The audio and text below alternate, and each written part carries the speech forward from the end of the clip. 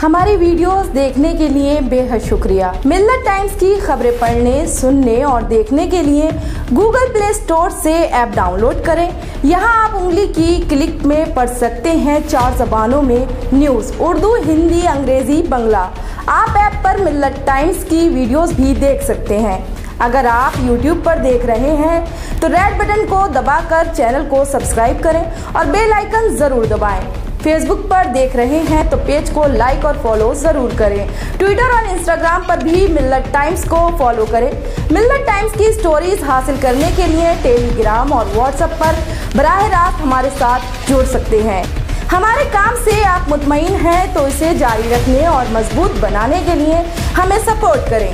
Screen पर दिख रहे और डिस्क्रिप्शन में दिए गए अकाउंट नंबर पर मिल्लत टाइम्स को अपनी रकम भेज सकते हैं। अगर आपके इलाके का कोई मामला है, आपकी मसाइल को मीडिया में जगह नहीं दी जा रही है, तो हमें ईमेल करें या व्हाट्सएप पर मैसेज करें। हम उठाएंगे आपकी आवाज़। मिल्लत टाइम्स मतलब मजलूमों की आवाज़, नफरत के खिलाफ जंग, फर्जी खबरों से निजात।